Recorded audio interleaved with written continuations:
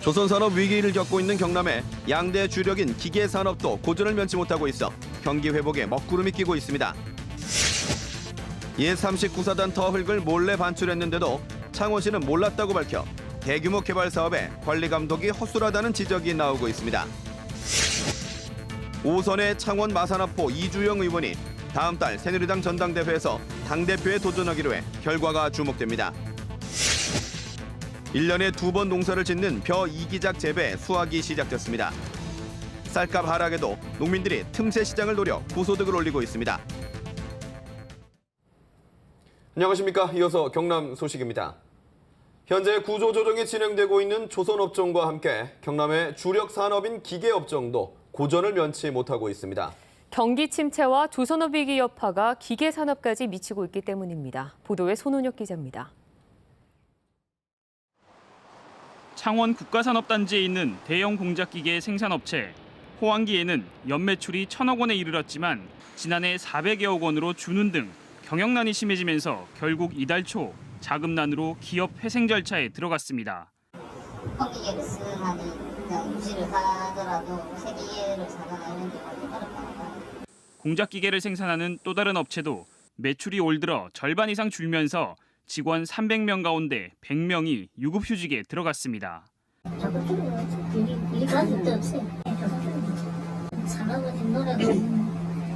대기업도 어렵기는 마찬가지입니다. 지난해 8천억 원이 넘는 큰 적자를 기록한 두산인프라코어는 인력 감축에 이어 공작기계 부문을 매각했고 현대위아도 1분기 당기 순이익이 530억 원으로 지난해에 비해 반토막 났습니다. 경기 침체로 주요 산업의 설비 가동률 회복세가 더딘 데다 조선업 위기까지 더해지면서 기계산업도 침체를 겪고 있습니다. 우려할 만한 것은 우리나라가 경쟁국들에 비해서 훨씬 더 많이 생산 한 15% 이상, 소비는 20% 이상 줄어들어가지고 내수 부진에 더해 엔저 등 대외 여건도 나빠지고 있어 기계산업의 경기 회복은 당분간 기대하기 어려울 것으로 예상됩니다. KBS 뉴스 손원혁입니다. 옛 39사단 터 민간사업자가 중금속 오염단지 흙을 창원시 몰래 반출했다는 보도 전해드렸는데요. 지난해에는 민간 사업자의 부실 보고서를 검증도 없이 받아준 적이 있어 대규모 개발에 대한 창원시의 관리 감독에 구멍이 뚫렸다는 지적입니다. 보도에 이대원 기자입니다. 중금속 오염지대를 알리는 경고판입니다. 바로 아래 흙을 중장비로 파낸 흔적이 뚜렷하고 주변으로 거대한 구덩이가 만들어졌습니다. 39사단 개발 사업자인 유니시티가 중금속 오염 단지의 토양을 몰래 반출한 건 지난 15일과 20일. 문제가 불거지자 유니시티 측은 공사 관계자들의 잘못이라고 해명했습니다. 소금 반출하려면 이렇게 해라 저렇게 해라 제가 관리를 했어야 되는데 타이트하게 관리를 못하고 있었던 건데.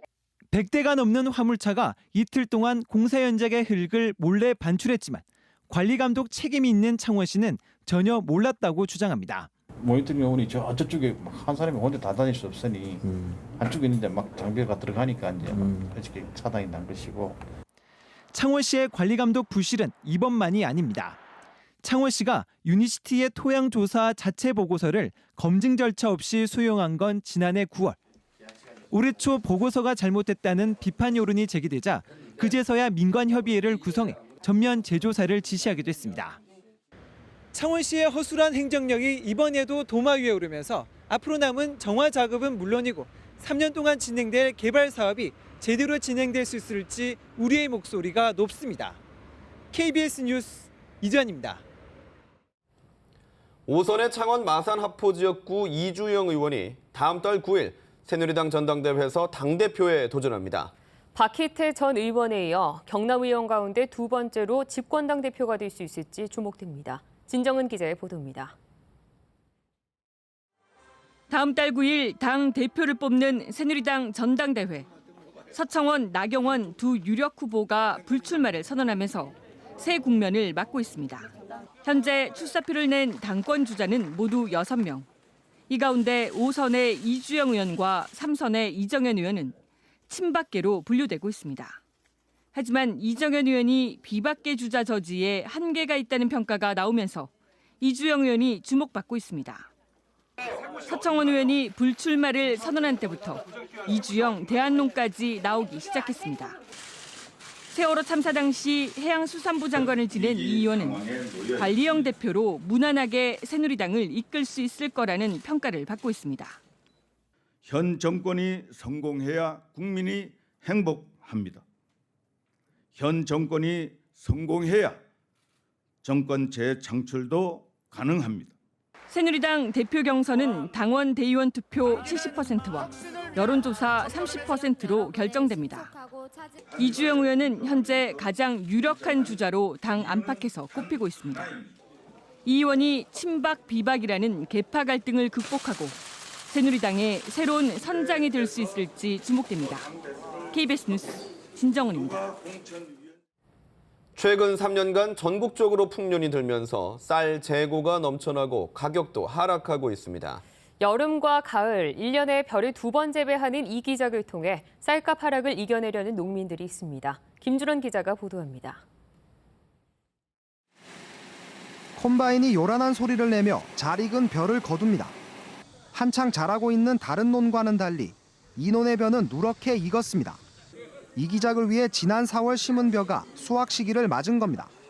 올여름은 일조량이 풍부한 덕분에 지난해보다 하루 일찍 노지 햅쌀을 수확하게 됐습니다. 벼가 활착하는 그 시기에 따뜻하기 때문에 다른 지역보다는 조기 재배에 아주 유력한 조건을 가지고 있습니다. 재해를 받지 않고 해서 그런지 아마 그 풍경이 되는 것 같습니다. 이게. 이곳에서 생산되는 벼는 모두 500톤, 1kg당 2,700원에 한 대형마트와 선 계약을 맺었습니다. 지금 이 시기에는 일부 지역만 햅쌀이 나오기 때문에 일반 벼보다 1.5배 정도 높은 가격을 받을 수 있습니다. 수확한 논에는 보통 8월 초에 다시 한번 모심기가 이뤄집니다. 10월 말쯤 수확하면 한 번 수확하는 농가보다 2배가량 이익을 놀릴 수 있습니다. 그러다 보니 창녕과 고성, 전남 고흥과 순천 등 자치단체들이 이 기작 지원에 나서고 있습니다. 헥타르당 그 농자재 지원으로 한 75만 원 정도씩 지원을 하고 있습니다. 조기 재배 육묘장을 작년에 걸쳐서 저희들이 지원을 해서 거듭되는 풍년에도 쌀 소비 감소에 따른 가격 하락을 극복하기 위해 농민들이 새로운 도전에 나서고 있습니다. KBS 뉴스 김준원입니다. 백두대간의 남쪽 끝 함양 하림동 계곡은 옛 선비들이 계곡 곳곳에 정자를 세우고 사색과 풍류를 즐긴 곳인데요. 선비들의 정취가 담긴 화림동 정자들을 김소영 기자가 소개합니다. 덕유산 물줄기가 기암괴석 사이를 굽이굽이 흘러가고 햇빛을 받아 반짝이는 물살이 비단결처럼 곱습니다. 자연이 준 절경을 놓치기 싫었던 옛 선비들은 곳곳에 정자를 남겼습니다. 병자호란 당시 인조의 강화에 벼슬을 버리고 낙향한 지족당 박명부가 세운 농월정. 자연과 동화가 되고 앞서간 선비들의 아주 절개, 지조 이런 것들을 여기서 느껴볼 수 있도록 이런 곳에다가 정자를 짓지요. 거대한 바위섬에 자리 잡은 거연정은 100년 넘게 한자리를 지켜오면서 산의 일부가 됐습니다. 물소리에 귀를 기울이고 계곡에 발을 담가 자연의 기운을 느껴봅니다. 몸도 마음도 깨끗해지고 그다음에 일상생활 속에서 받았던 스트레스가 확 풀린 것 같아서 너무 좋습니다. 물 위로 겹겹이 솟아난 너럭바위. 선비들은 이 바위를 마주하고 앉은 동호정에서 수많은 시를 읊었습니다. 차가운 바위는 술을 깨게 하고 맑은 물은 갓근을 씻을 만하다.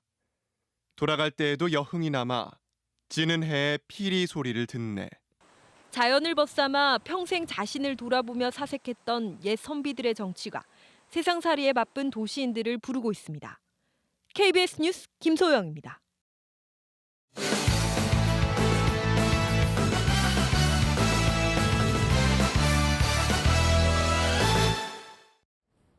주요 단신입니다. 박종훈 경남교육감 주민 소환 청구 서명부 조작을 주도한 피고인들에게 실형이 선고됐습니다. 창원지법 형사 4단독은 사문서 위조 등의 혐의로 기소된 박치근 전 경남FC 대표와 박재기 전 경남개발공사 사장에게 각각 징역 1년 6월을 선고했습니다. 또 개인정보를 제공한 박권범 전 경상남도 복지보건국장에게는 징역 1년에 집행유예 2년을 선고했습니다. 재판부는 또 이 사건과 관련해 경남도청 진모 사무관과 정모 전 경남FC 팀장, 경남개발공사 직원 이모 씨 등에게는 각각 징역 10월에 집행유예 2년을 선고했습니다. 창원시가 STX 조선해양의 법정 관리에 따른 협력사들의 연쇄 도산을 막기 위해 정부에 금융 지원을 건의했습니다. 창원시는 STX 조선해양의 500여 협력업체들이 2,800억 원에 이르는 납품 대금을 받을 수 없게 돼 심각한 자금난을 겪고 있다며 실질적인 금융 지원을 촉구했습니다. 또 금융권의 자금 압박도 가중돼 협력업체들의 연쇄 도산 가능성이 매우 높다며 자금 융자 조건을 대폭 완화하는 조치가 시급하다고 밝혔습니다. 국토교통부는 한국항공우주산업 카이가 제출한 항공정비 MRO 사업 계획서에 대해 사업 계획의 타당성 등의 평가를 진행한다고 밝혔습니다. 국토교통부는 민관 전문가로 평가위를 구성해 제출 서류를 사전 검토한 뒤 부족한 부분은 보완 요청을 할 계획입니다. 최종 업체 선정은 올 연말이나 내년 초쯤 발표될 것으로 전망됩니다. 전국 시도교육감협의회는 어제와 오늘 경주에서 총회를 열고 어린이집 누리과정 예산을 추경에 편성할 것을 촉구했습니다. 교육감들은 전국 시도교육청이 현재 14조 원이 넘는 지방교육처를 떠안고 있고 올해 지방교육체 상환액이 5천억 원이 넘는다며 추경 편성에 따른 지방교육재정 교부금 증가액은 지방교육체 상환과 학생 교육활동 지원에 사용돼야 한다고 강조했습니다. 창원시가 현재 조성 중이거나 조성할 예정인 산업단지 8개를 첨단산업으로 특화합니다. 창원시는 창원 국가산업단지 3개 확장구역을 연료전지와 첨단 기계부품 생산단지로, 또 진전산단은 로봇산업으로, 덕산산단은 방위산업으로 특화한다고 밝혔습니다. 창원시는 특화산업단지가 조성되면 연구소와 인증기관 등의 유치에도 유리할 것으로 기대하고 있습니다. 미세먼지와 오염물질 등으로 창원의 공기질이 서울보다 나쁘다는 KBS 창원의 지적에 따라 창원시가 미세먼지 저감 대책을 마련했습니다. 창원시는 미세먼지와 초미세먼지 농도를 오는 2020년까지 각각 40마이크로그램과 20마이크로그램 이하로 낮추기로 하고 환경오염 우려 사업장을 합동 점검합니다. 경남 소식이었습니다.